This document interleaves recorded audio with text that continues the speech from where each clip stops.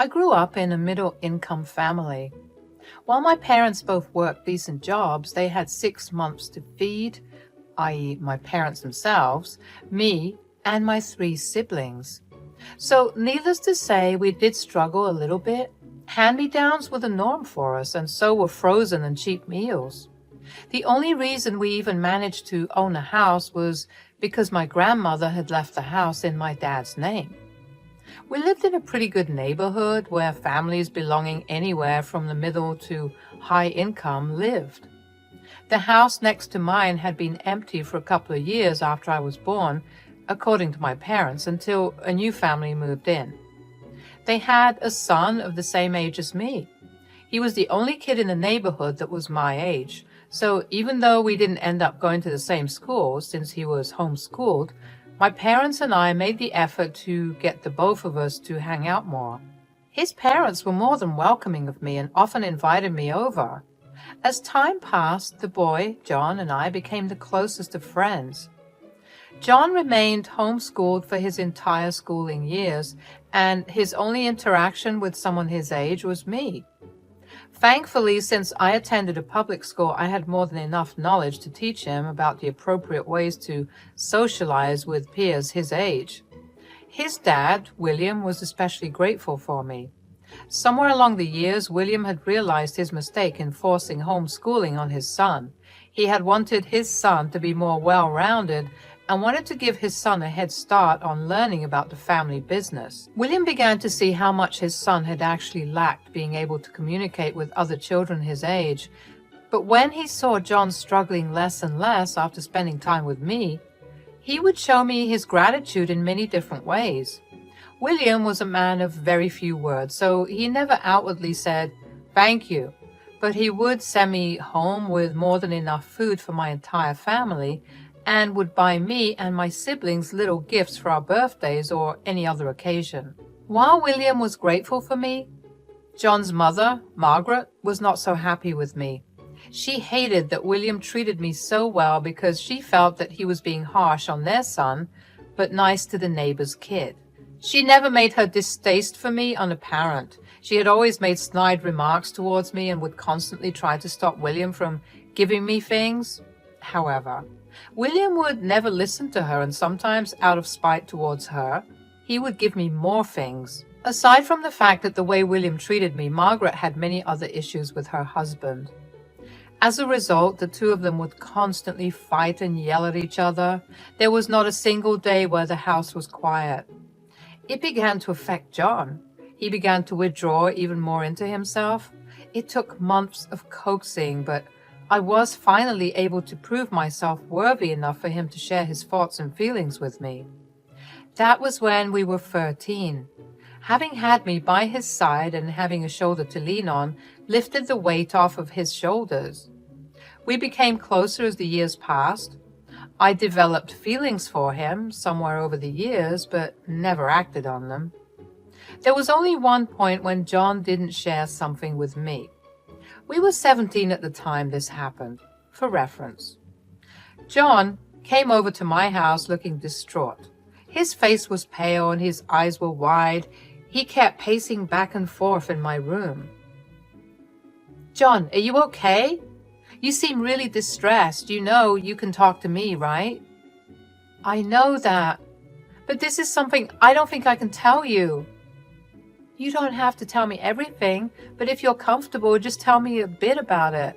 You know that talking about what's upsetting you always makes you feel better." "It's just, my mother and I had a huge fight.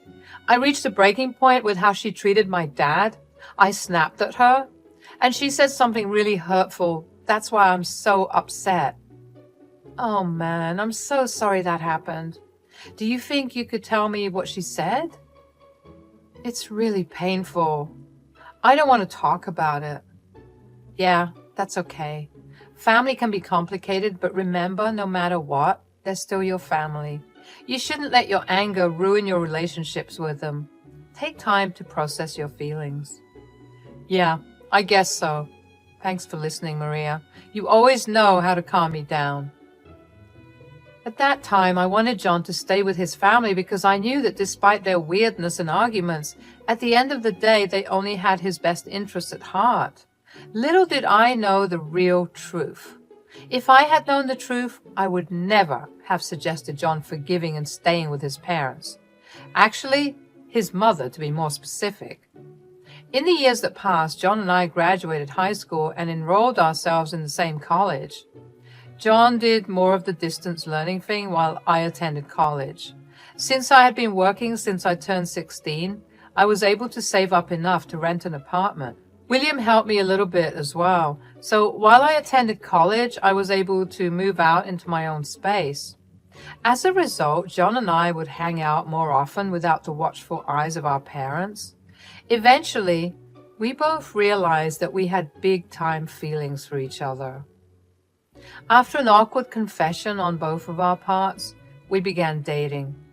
My parents were ecstatic for us, while John's parents had more neutral reactions. William congratulated us with a calm demeanor, whereas Margaret just grunted at us in disapproval. Anyways, we chose not to focus on his mother's reaction.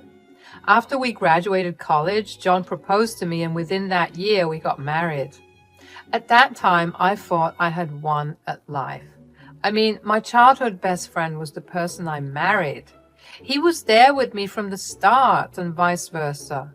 I really loved him with everything I had. After we got married, John began to travel a lot more for work. He didn't want me to stay alone for too long, so he asked me to move in with his parents. I was hesitant, but John tried his best to convince me. I don't know about moving in with your parents. Your mom's never been a fan of me. I know, but listen, we'd have our own space, a whole floor to ourselves, even our kitchen. I want you safe, and being with my family will put my mind at ease.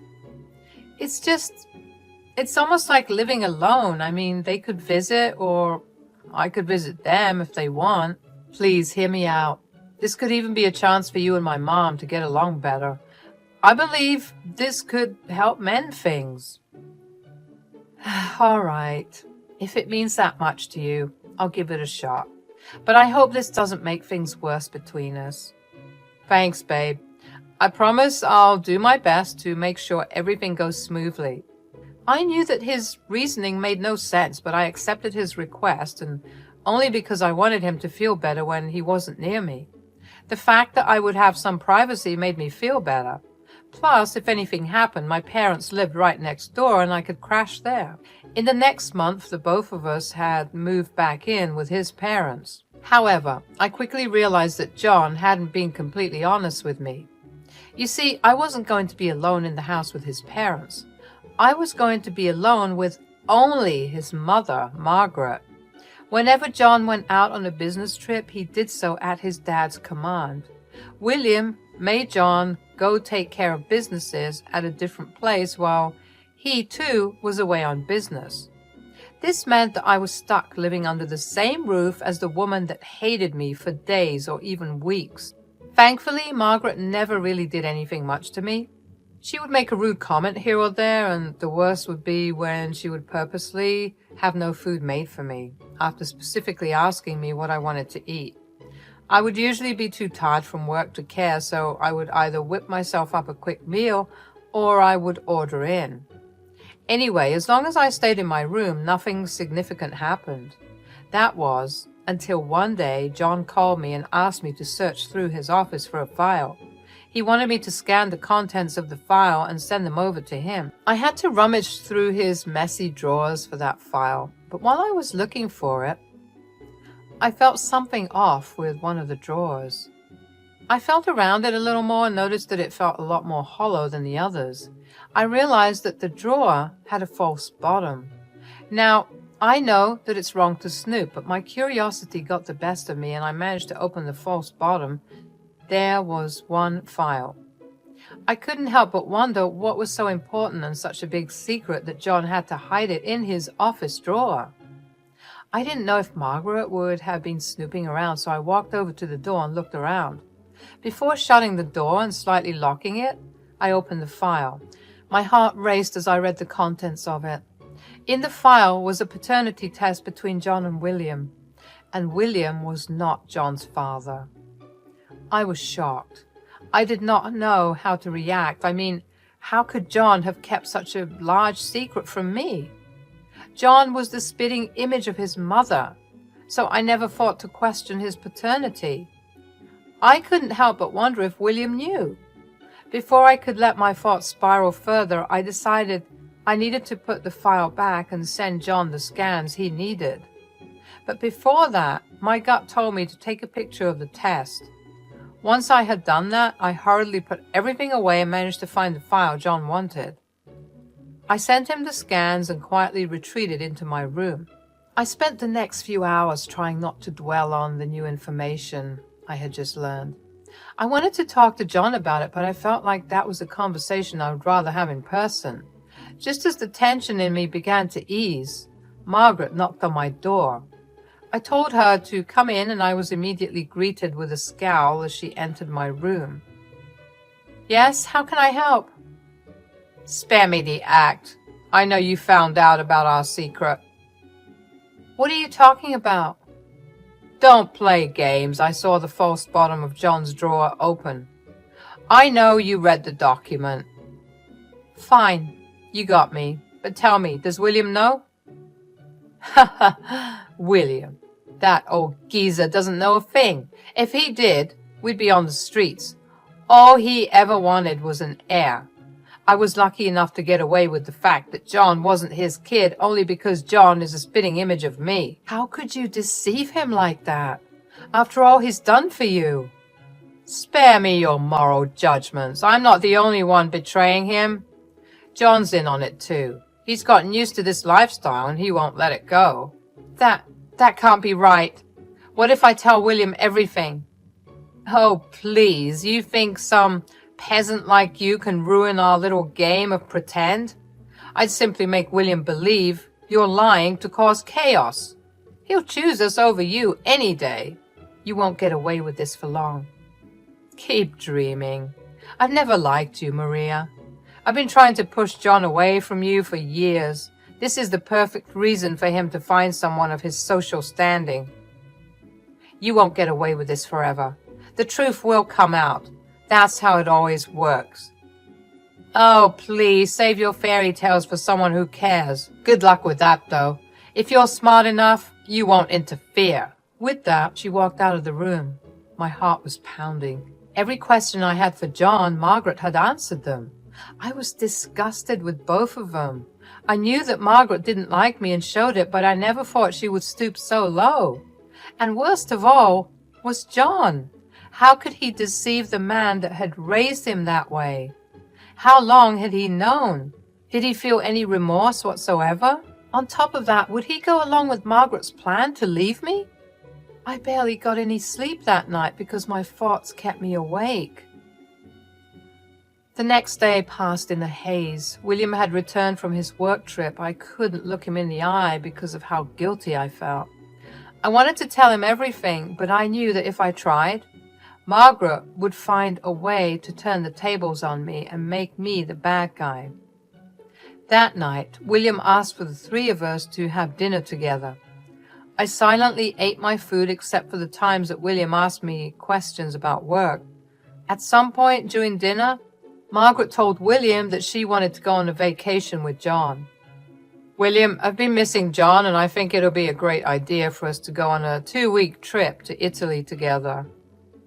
Well, John has been working hard. He does deserve a break." "Doesn't John have a lot of work commitments? I mean, I'm no expert, but won't his absence affect the business?" "Please. William managed the business for years before John joined. A short break won't hurt." "That's true, and John could use some time off." "All right, you can go, and I'll handle things here." "Thank you, dear." "Maria, why don't you join them?" "Oh, that won't work. It's supposed to be a mother-son bonding time. Besides, it will feel like a third wheel." "Well, what do you think, Maria? Would you like to join them?" "Oh, she probably has her own plans. Don't worry about her." Let's allow Maria to make that decision, huh? I knew why Margaret wanted to go on this trip. I was about to say that I wasn't okay with the trip, but I felt a sharp kick in my shin. I winced in pain as I realized that Margaret had kicked me under the table. I looked at her and noticed her sharp glare. I wanted to tell on her so bad, but I knew it wouldn't lead me anywhere. I felt like I was stuck until I suddenly had a brilliant idea. I realized that I could use their time away to tell William everything. So I shut my mouth and nodded that I was okay with the trip. Margaret looked satisfied, and William told Margaret she was free to go on her trip. That night, I called John and asked him about this trip. Are you going on this trip with your mother? Yeah, I don't really have a choice. That's not true. You do have a choice. You can choose not to go along with her plans. Everything is just so messed up, and honestly, a lot of it is because of you. What do you mean? How is any of this my fault? If you had respected my privacy back then, none of this would have happened. There's a lesson I didn't tell you about everything. When did you even find out you're not William's son? Remember how a couple of years ago I came over to your place looking really distressed because of this huge fight I had with my mom? Yeah. She dropped that bomb on me during that fight. Did you consider telling William about it? I did. I even threatened her to spill the secret, but she laughed it off, said if I told William, he'd throw us out. So we're stuck keeping this secret. Now that you know, I can't keep you around anymore. Did our relationship mean anything to you at all? Of course it did. But when you found out about the secret, I knew I had to let you go. Your strong conscience could ruin everything I've been working for. With that, he hung up the call. I couldn't believe that this man was the man I had loved. Was this always a part of him? Or was this something he had become out of greed? I cried myself to sleep that night. I couldn't believe that all our years of friendship and love just crashed into something so disgusting. How could he let go of me so easily? I had treated him like he was the most precious thing to me, while I was just something that could be easily thrown away to him. I woke up the next morning fully ready to take revenge. John had returned home that morning and silently packed his bags for his vacation. He and Margaret were set to leave in the afternoon. I didn't spare him a glance. My heart hurt. But I knew I was doing the right thing. William had gone on another short business trip for the next 2 days, so I had to wait for him to come back for my plan to start. After John and Margaret left, I busied myself by looking through their stuff. Not surprisingly, the false bottom in John's drawer was empty. I couldn't find the file anywhere. I guess Margaret must have gotten rid of it. It was okay, though. I had a picture of it. Then I waited to collect evidence of what John and Margaret were up to. Sure enough, John posted stories on his private Instagram account where only his closest friends and family followed him. He posted stories of him going on dates with multiple other women and even posted a story of him thanking his mother for introducing him to so many wonderful women. Even though my heart was breaking and anger was boiling under my skin, I took screenshots of every story. I then called William and told him I had an emergency and needed him home immediately. William assured me that he would be home by nighttime. True to his word, he showed up by 9 p.m. He hurried over to me and asked me if everything was okay. I told him that I was not okay and told him the real reason why Margaret and John had gone on that trip. To find John a new wife. William looked shocked and asked me if I was being serious. I showed him the screenshots. William's shock turned to anger and disgust. William stuttered as he asked me why they would do this. I told him that I had something important to tell him, but I needed him to sit down for that. He sat down and fearfully asked me what I had to say. I took out the printout of the picture of the test and showed it to him. William sat there silently for a while as he processed what he was reading. I gave him some time before telling him everything I had found out in the past few days. William's hurt turned to anger. Without a word, he called up his banks and cancelled his credit cards. He knew that Margaret and John were depending on them for their travel because they always used those for trips. He also went ahead and cancelled John's office card, so they had no money that way either. Once he was done with that, William felt slightly calmer. I apologized for throwing everything at him at once. "I'm so sorry, William. None of this should have happened." "There's no need for you to apologize. I never imagined Margaret could go to such lengths. I'm glad this revelation happened while I'm still in control of the business." "What are your plans now? I'm worried John and Margaret might try to come back." "I've made up my mind. I'm going to divorce Margaret and remove both of them from this house." "I'm with you on the divorce. I'll also file one against John. I'll move out too, don't worry." "No, Maria, you're not going anywhere. If you're willing, I'd like to pass the business down to you. I've always seen you as a daughter, and I trust you to carry on the legacy." "William, I don't know what to say. I'd be honored to continue what you've built." "That's settled then. We'll make this right together, Maria." The days after that were filled with sadness and anger. William filed for divorce, and so did I. Margaret and John tried contacting us, but neither of us picked up the calls or answered the texts. William had managed to pull some strings and managed to get both of us restraining orders against Margaret and John. When the calls got too annoying, I finally picked up. "What the hell did you tell my dad, Maria?" "I haven't said anything to him."